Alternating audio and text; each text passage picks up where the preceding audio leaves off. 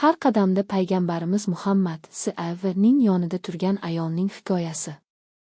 Ummul Mo'minin Hazrati Xadicha a. U Makkadagi eng boy va hurmatli ayol edi. Payg'ambarimiz Muhammad s.a.v.ning rostgo'yligi va rostgo'yligini ko'rib, o'zi ham turmush qurish taklifini yubordi.